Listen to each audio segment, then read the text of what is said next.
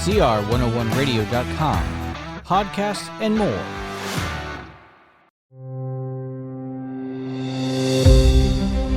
The Chalcedon Foundation presents Roman Republic and Empire, Part 2, Part 7 of R.J. Rushdoony's lecture series, A Christian Survey of World History.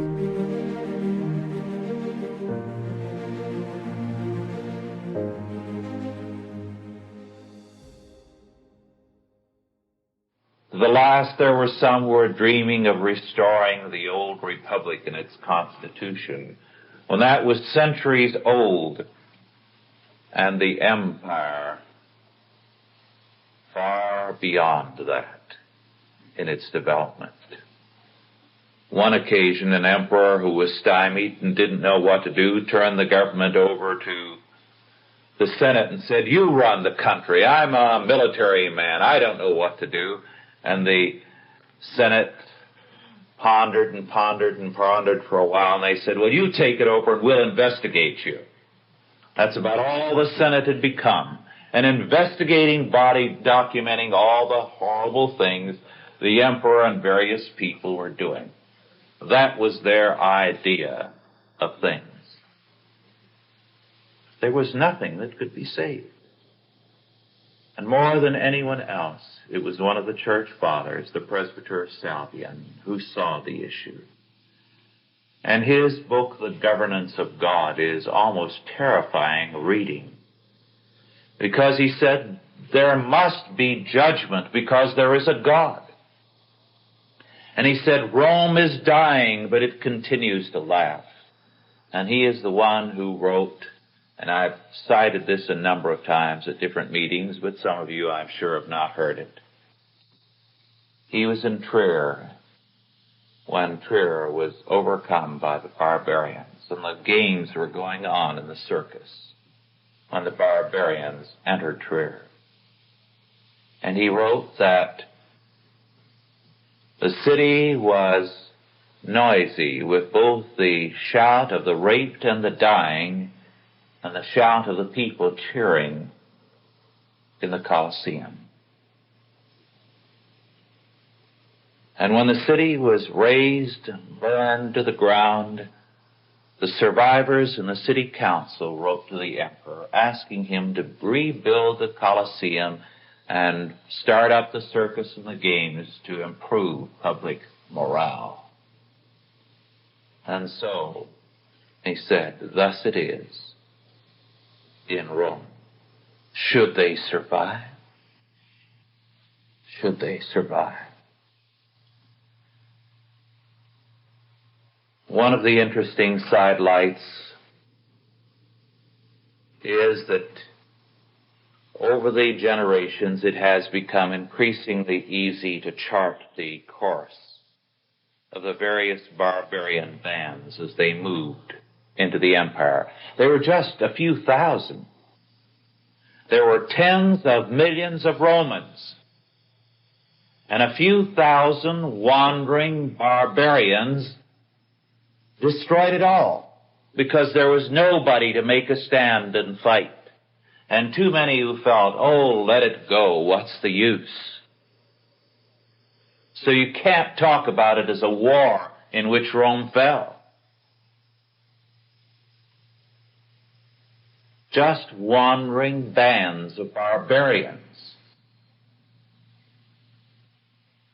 It would be like saying that 5 years from now, the American Indians are going to take over the United States. It would be comparable. Percentage-wise, it would be about the same.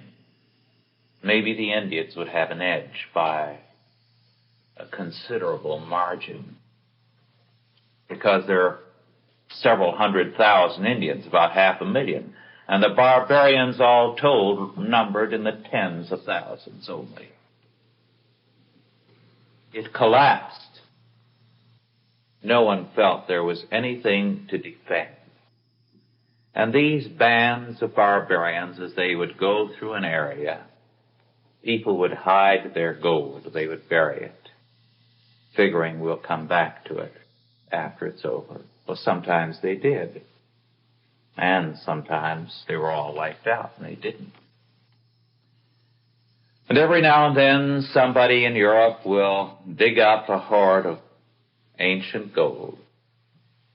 And the historians will immediately put it down on their maps. Another pinpoint on a map. And with these pinpoints, they can trace very accurately now just where these different bands went. Because the route of their travel is the route of the gold discoveries. Rome at the same time was decimated by plagues and epidemics. It was not for lack of sanitary facilities. Bathing, health, hygiene, everything was at an all-time high. But the will to live was gone. There was no meaning, no purpose to life. And so, Rome fell. The tragedy, I think, can best be accented by a fact I referred to in a Chalcedon report of about a year ago. Rome, with a population going into the millions, finally had a population generations after its fall, as it declined, of only 500. Of only 500. That's how radical the breakdown was. And farmers and peasants in the area would move into the palaces and the baths and the public buildings and dismantle them and take the rocks for fencing and for building barns and corrals. Rome was finished. Sidonius did not believe that any such thing could happen. Oh, God wouldn't let all this wonderful work of man disappear. But God did, because it was His work that was going to stand. And stand it did. But that's another story, and we'll come to that in subsequent weeks. Let's bow our heads in prayer before we go on to the question period.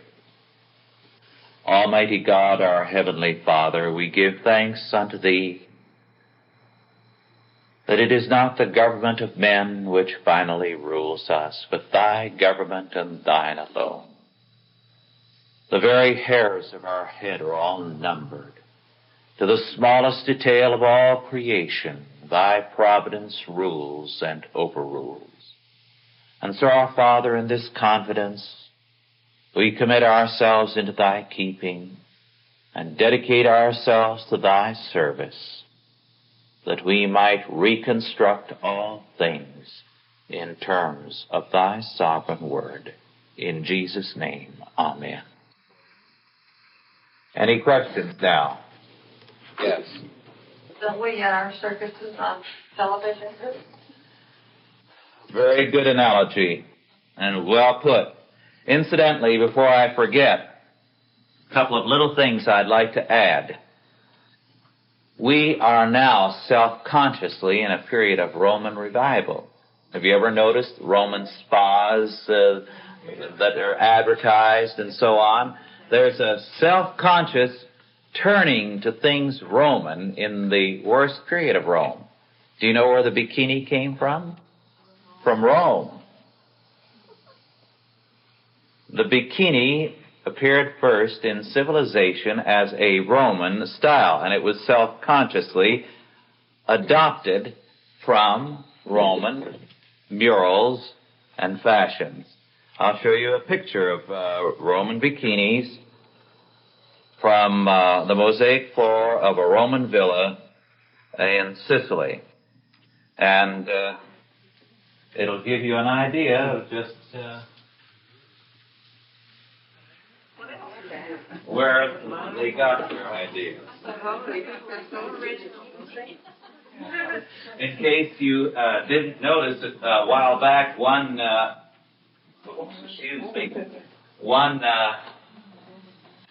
fashion designer tried to introduce togas for men. It didn't catch on, yes. Yes. Well put. The hippies are using it. It's gotten down at Hollywood Boulevard. Oh, yes, that's true.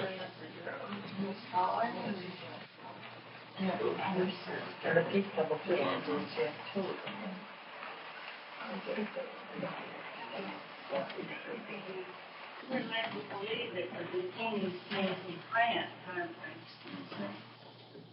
Now, they were copied directly from this mural in particular. Mother Hubbard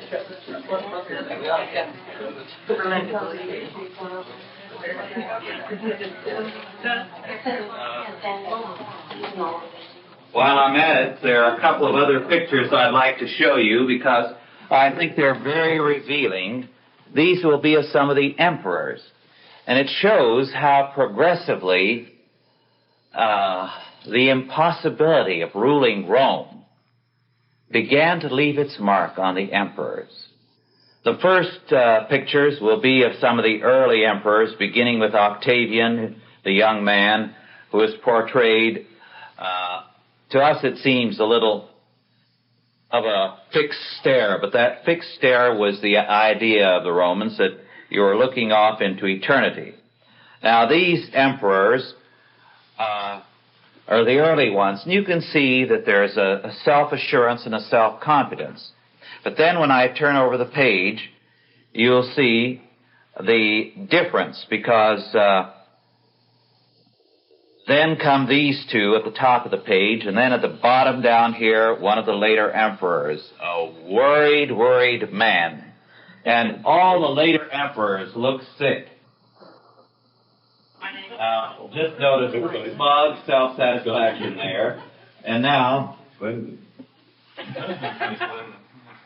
this one up at the top is Commodus. Commodus was the son of Marcus Aurelius the philosopher. Now here is, look at that face. He's not a happy man. That's Caracalla. No. Yes, that's Caracalla. Where does he figure? Where? Well, Commodus, his dates are 180 to 92. Caracalla, 211 to 217. But Decius comes 249 to 251. And he's the one who looks worried. And from that time on, they were.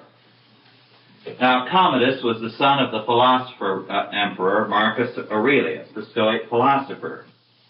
And with Commodus, you have a son who was trained to be the ideal emperor after Plato's Republic.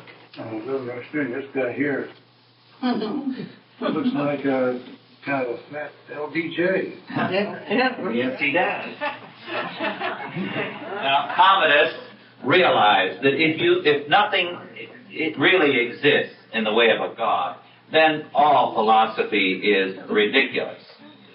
So he became a total centralist. He had a double harem of 300 girls and 300 boys. This is Commodus. This is the worried figure. And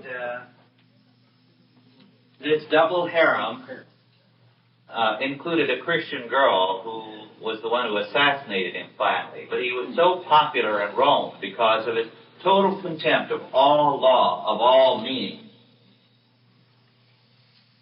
This is Commodus up here. The name of that book, Grant?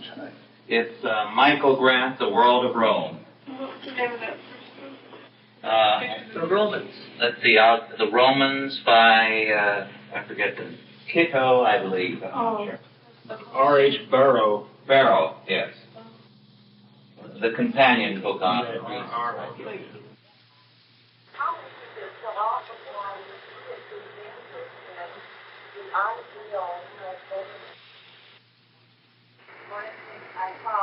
long ago for saying back at Young Earth Society.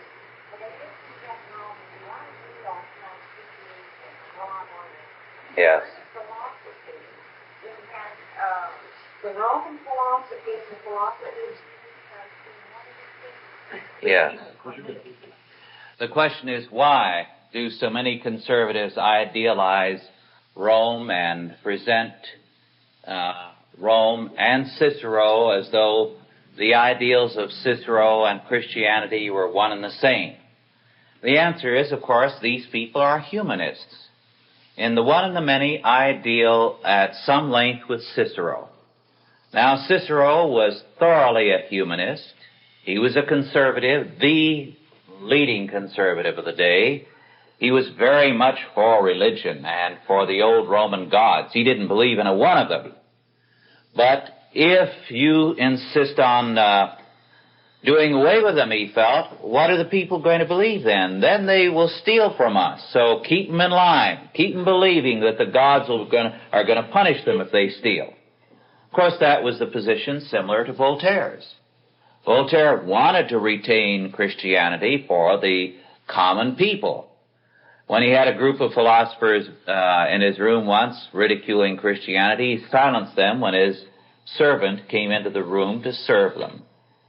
Because, as he told them when the servant left, he said, I don't want to hear this kind of talk, because if he doesn't believe there's a God, he'll steal from me. Now, this was Cicero. What could Cicero give to anybody? He had no faith to give to anyone. But it's not surprising that so many conservatives have glorified Cicero. They go to what he says, and sometimes Cicero said some very fine things. But he also said some very scoundrelly things. Cicero was an attorney who defended a client once in court who had been accused of rape, and his attitude was, well, that girl doesn't come from any family of any consequence. She's a nobody. She should have been flattered that my client raped her. That was the kind of man Cicero was, this great hero. I'm a little wondering about how do these great powers become great powers if there isn't some type of character there? Is there a character that's non-Christian, or is it strictly pragmatic, or how is that there in the first place? Right, a very good question. How do powers like Rome arise? Well, first of all, there was a kind of a military discipline to begin with. And this horror of the flesh they had led them to be disciplined in the early period. Then at the same time, they were able to take advantage of the fact that the other powers round about were in their decline. The Etruscans, whom they destroyed in Italy as the rival power, were an old power that was declining, that was becoming corrupt and very, very decadent. Then in the Greeks, whom they also overthrew, they had a similar thing. A people who had become degenerate and soft and therefore were easily overthrown. The Carthaginians were a little harder to overthrow. So the Carthaginians were the one major power until they ran across Mithridates, whom I deal with. He was quite a character. Wild sort of character, if you'll recall from reading about him, but I think one of the most interesting in history. Somebody ought to do a life of Mithridates someday, because in terms of an old-fashioned romantic character, but a scoundrelly one, Mithridates was it. He was, as I point out, I believe, 11 years old when his father died, and he became king. And he knew that there were too many out to kill him and gain power, so he just ran for his life. And he lived for 7 years as a fugitive among the common people. He learned 21 languages of the people in his realm. And when he was 17, and he was a giant of a man, just enormous, the stories of his physical strength are staggering. He came back and cleaned house at the palace and took over the country. And he was enormously popular with the people because he had lived among them, he spoke their language, he had their tastes. Once, some years after, he just dropped out of sight for a time and wandered around to see what the people were thinking for months. He was somewhat irresponsible, but he was a very popular leader. If he had been a better disciplined and organized man, Rome could never have taken him. He was quite a character. For those 7 years he was gone.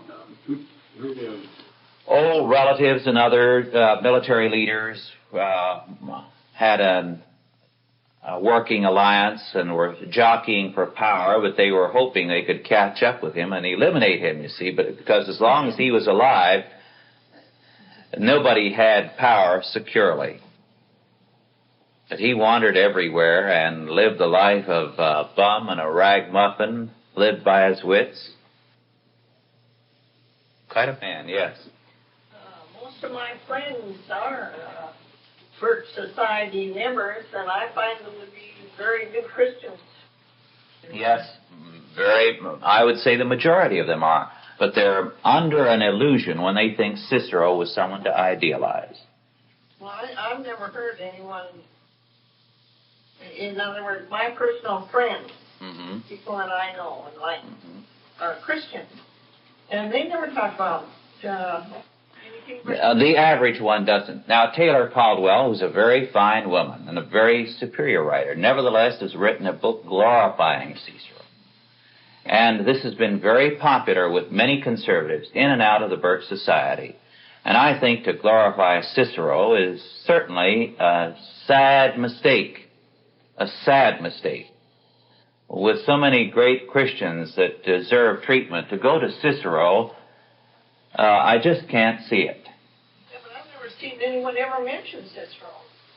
Even in the film, so I don't know what this lady is. Oh, well, I have seen many. I didn't refer to the society, if you'll recall, but there are many people in and out of the Birch Society, conservatives of every stripe, who very commonly will cite Cicero as a great conservative hero.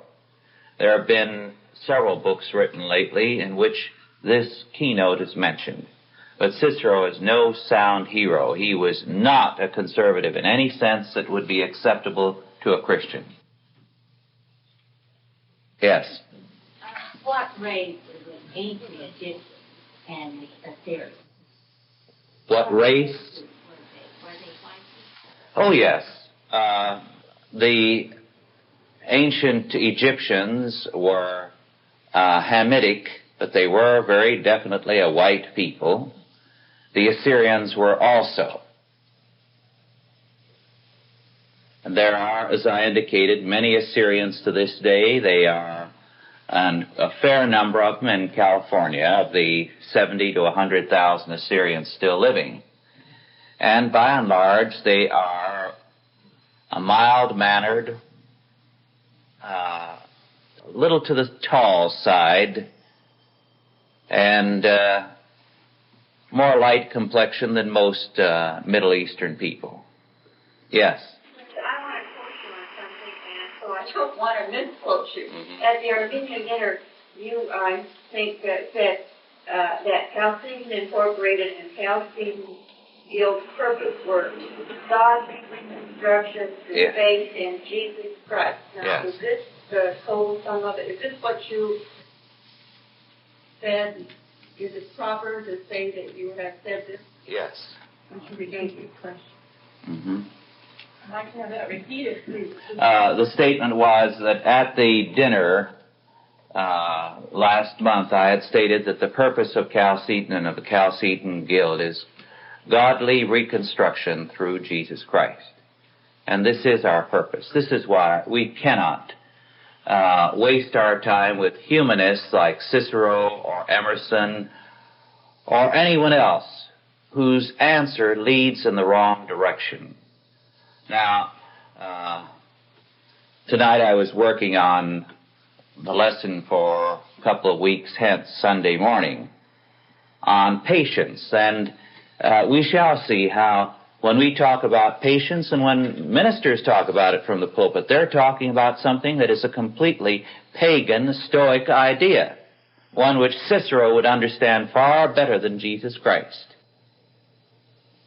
Well, I don't want to get ahead on that, but you see, we have been so brainwashed by generations of compromise between Christianity and humanism that by and large we have to work to separate ourselves from these things and to eliminate them from our own thinking. Sunday morning we dealt with the biblical meaning of hope, for example, and how hope, as the Bible means it, is something different from what the world means by that word. Yes? Brother Rushdoony is following that question about the Egyptians and the Assyrians. There's so many people mentioned in the Old Testament, so many tribes. Is there any record of where these people changed, or what the differences were, and how they were different after they changed to make them different from each other? Yes, first of all, we have to say that at the beginning, all the potentialities of all races were present in Adam and Eve. So that the potentiality of all races was present in Adam and Eve, which meant that their children were less related to each other because of the tremendous genetic potential than, say, two Englishmen are related to each other. Now, as various peoples went to different parts of the world and became separated, they would begin to emphasize certain qualities that they regarded as desirable. For example, in China, way back, the idea of a barbarian was of a hairy man. Well, you can see what this did. If somebody who was bearded and hairy was a barbarian, the man who had a heavy beard was not likely to find a wife very readily, you see. So you bred out people. So the Chinese, the Orientals, tended progressively to breed towards a certain standard of beauty. Then, for example, in many parts of Europe, well, the Indo-European peoples generally, up until about a century ago, the standard of beauty was a big nose. Indo-European, yes.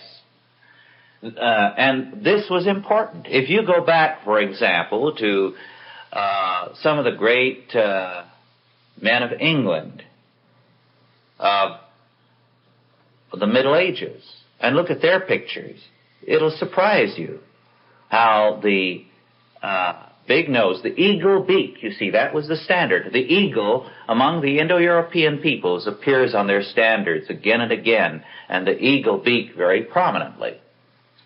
And as a result, the big nose was very popular until the last century, when it suddenly began to be unpopular, and it is being bred out. There was a good reason for its popularity, incidentally. The eagle beak, the large nose, is a very good health factor in that it does eliminate many infections. The Negro peoples with a flat nose carry air into their lungs before it is properly warmed up by the large nose of the Indo-European peoples, and therefore they more readily contract respiratory ailments.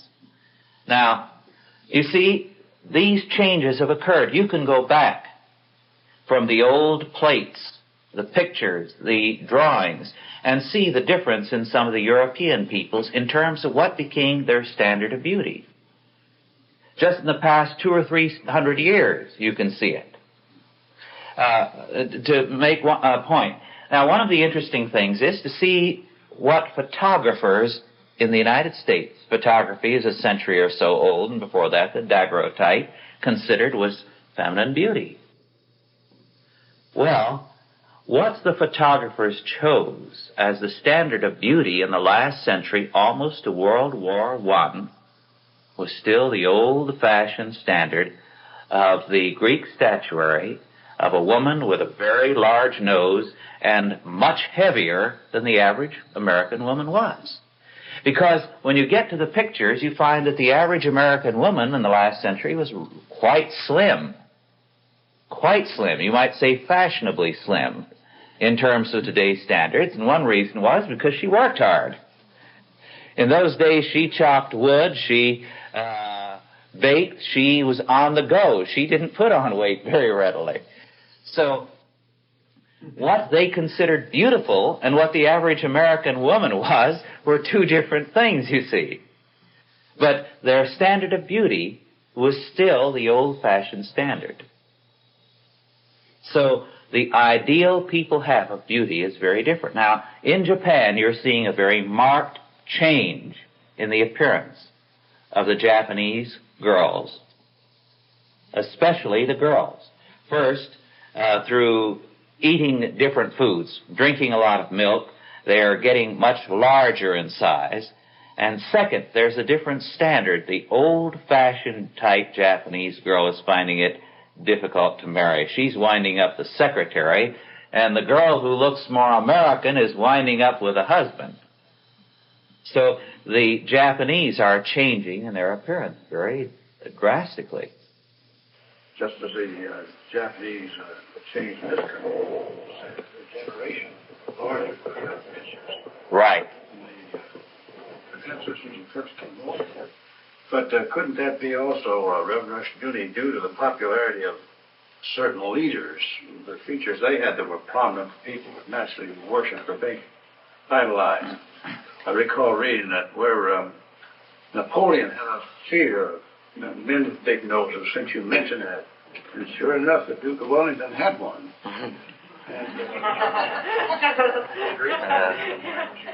Yes, individuals have influenced standards too.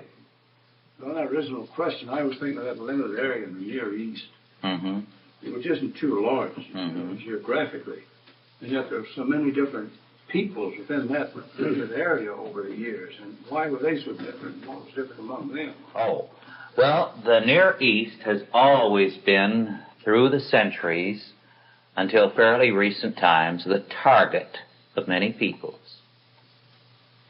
And you had, for example, Paul's letter to the Galatians.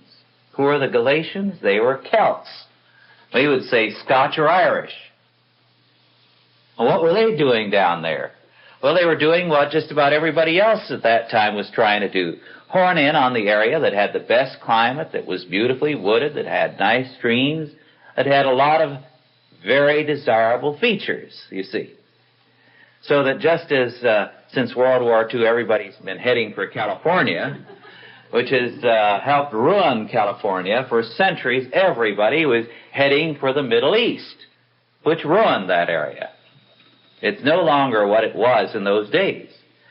So you had all kinds of peoples. So you had the Gales, who went down and founded an area, Galatia, and the Scythians, Scythian, who were there and got shoved out, and they wound up in Scotland finally. So, you see, there were tremendous migrations of people heading for that area from all over the world. It was a crossroads of commercial travel, too. Yes, it was, as I point out, it was a center in terms of the fact that 3 continents made that their highway. So the trade of the world went through the Middle East. It made it a tremendously wealthy area and a very desirable area. Yes? There was a story on television this week about a lady that went into a beauty shop, told the operator she wanted to look like Barbara Streisand, so the operator took her brush and broke the lady's nose.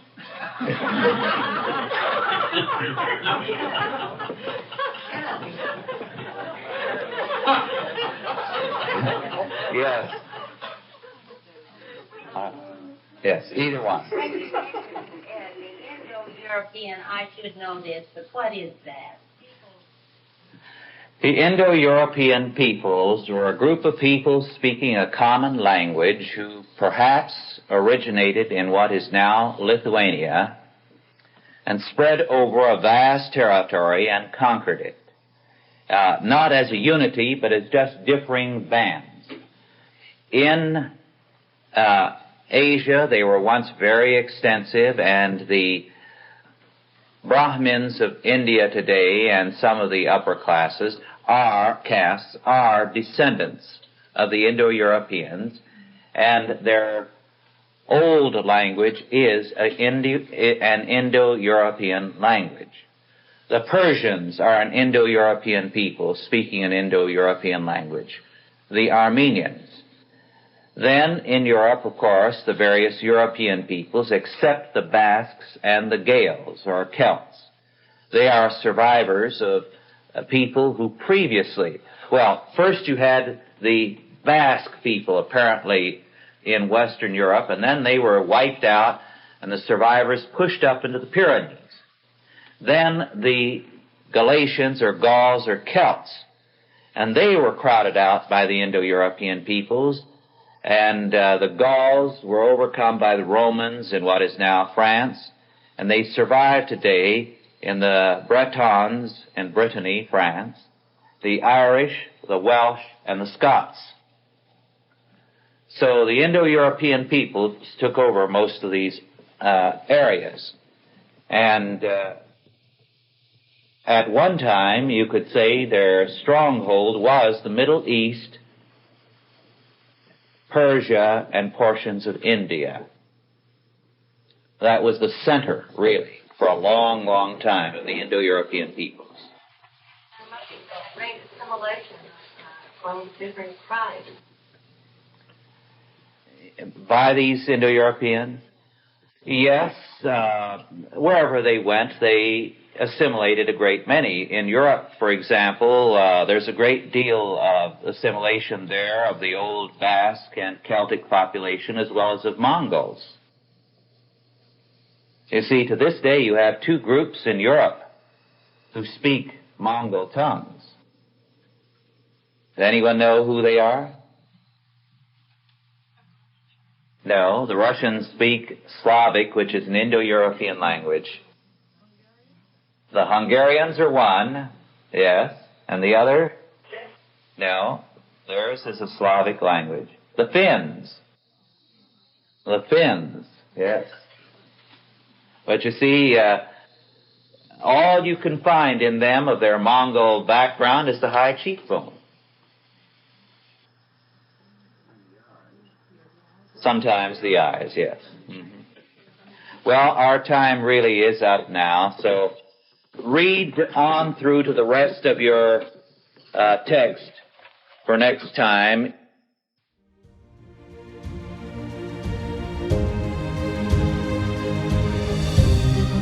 This has been a Chalcedon Foundation production, produced by Grace Community School and Nicene Covenant Church.